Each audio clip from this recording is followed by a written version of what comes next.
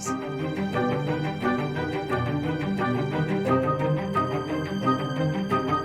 This super strange story comes from our subscriber named Rodolfo about what happened over 60 years ago to his father, Rudolph. The story takes place back in the 1960s in the northern countryside of Costa Rica in a rural town called Platanar, when Rudolph is 14 years old.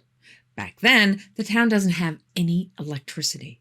The main road, which sees very little actual car traffic, is made of stone, not pavement. And there are only a few houses here and there, usually a good 100 yards apart from each other. Because of the lack of electricity, once it gets dark, people use candles or kerosene lamps to light their houses. They have battery-powered flashlights, but they usually only use those for things like night hunting or when they have to venture outside for longer distances where kerosene lamps aren't practical. Rudolph's grandmother, Tessa, is a devout Catholic woman who has some figurines of different saints that she prays to every day and keeps a kerosene lamp continually burning for them as kind of a perpetual adoration, and would never forgive herself if the light ever went out. So one night, when the kerosene lamp is low on kerosene, she starts to panic. She calls Rudolph and tells him, "Take this money and grab the flashlight. Go as quick as you can to the convenience store and get more kerosene before the store closes." Rudolph hates making these runs, especially at night, because the neighboring farmers down the road have these vicious dogs that scare the crap out of him. But in those days, kids obeyed their elders. So he does what he's told and heads out for the convenience store. The store isn't that far, only about a mile, but Rudolph's on foot. He walks in the middle of the gravel road, hoping that it will give him a few extra seconds of warning if any of those dogs are in a bad mood today. The moon is out, but there are clouds as well, so it's kind of going in and out. And despite the fact that he didn't want to go to begin with, he makes it to the store and buys the kerosene without any issues. However, on his way back home, things get weird. As he's walking, Rudolph has to walk in front of the property of a woman alleged to be a witch. Rudolph couldn't care less about this lady and whether she's a witch or not. He always just kind of figured that her bad reputation was just gossip from the townspeople who have nothing better to do. Rudolph isn't worried about fairy tales of witches. He's worried about those damn dogs.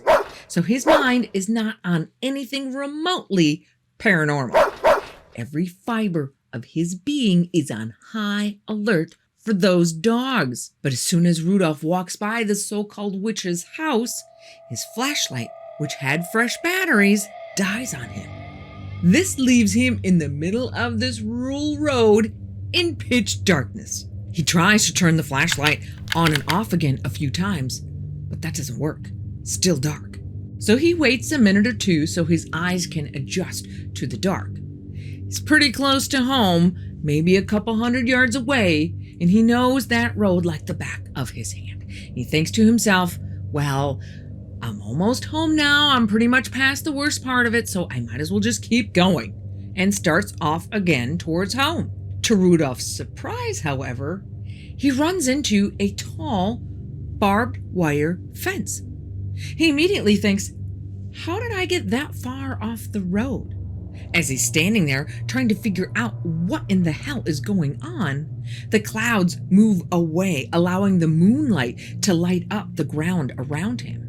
Now, Rudolph can see more clearly how tall that fence is. It's at least 25 feet high. But it's not just the height that freaks him out. He also realizes that he is surrounded by this fence in all directions. He's trapped in a square jail of barbed wire. He takes a quick look to his right and notices he's still on the road. He never strayed from the road like he initially thought. But now he's standing in front of the witch's house. And he's standing there for a bit, not really knowing what to do, when, as luck would have it, he hears a car coming down the road from behind him. As soon as the headlights from that car hit the spot where Rudolph is standing, the barbed wire disappears. Rudolph takes off for home as fast as he humanly can, using the lights from the car behind him to light his way. Once he gets home and calms down, he checks his flashlight. He discovers that the batteries have been switched, so the positive and negative polarities are switched around. Years later, when the witch woman dies of old age, the paranormal events that people reported in this rural town suddenly cease. Coincidence?